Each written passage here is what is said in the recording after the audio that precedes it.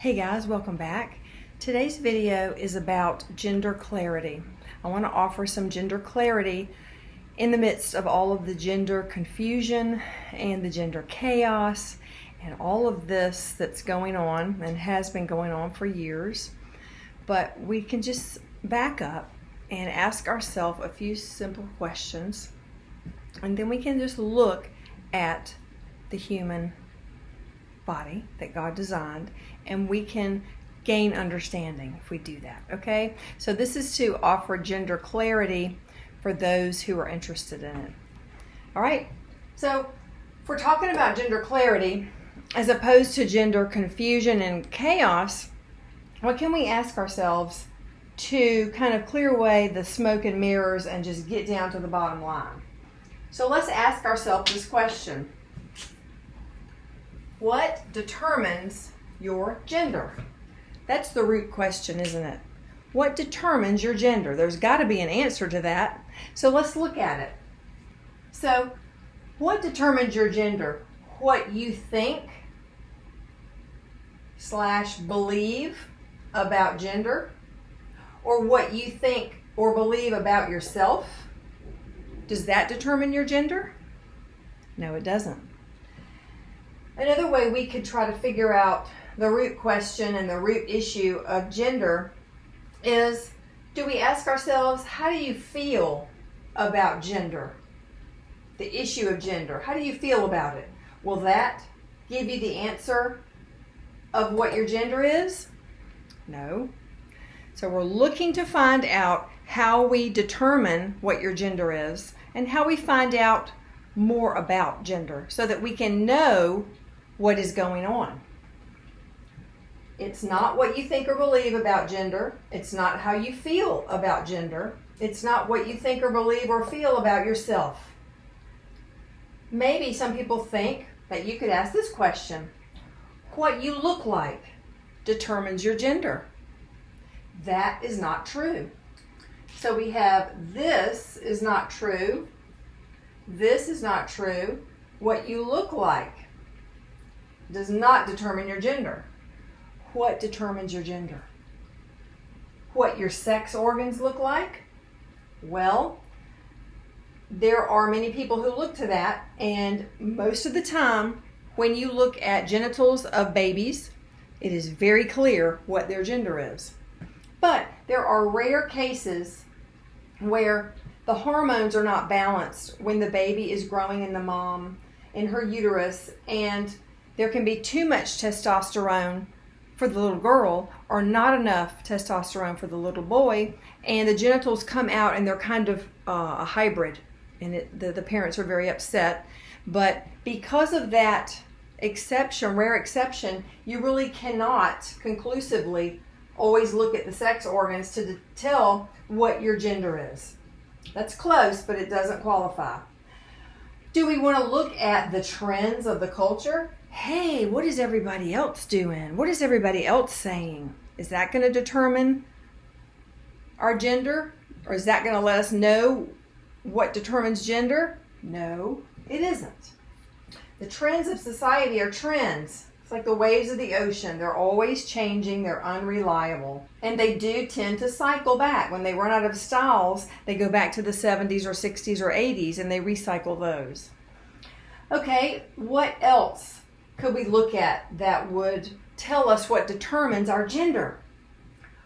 What makes you feel good, or what makes you feel good about yourself?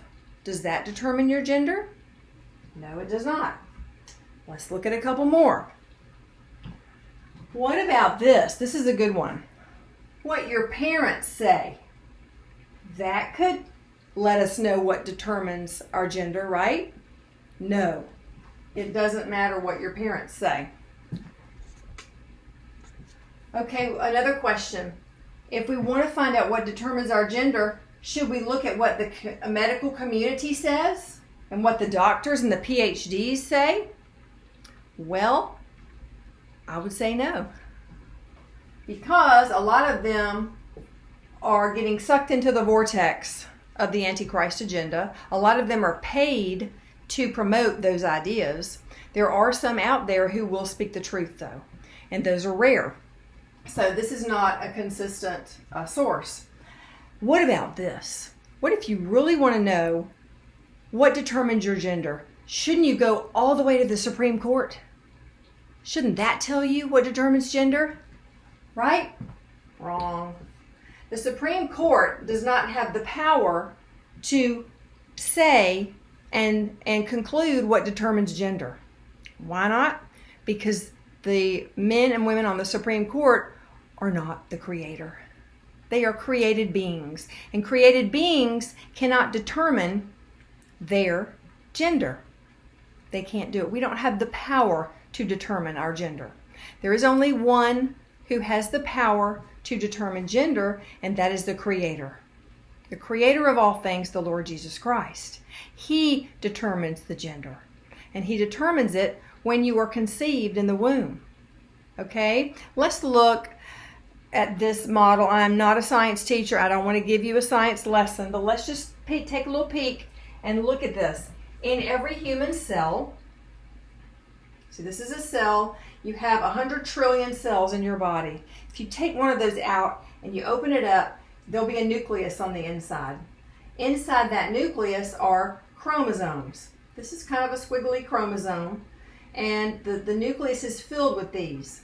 So if you go take the cell, open up the nucleus, get the chromosome out, and you look at that in a more deep way under a microscope, you will find the DNA.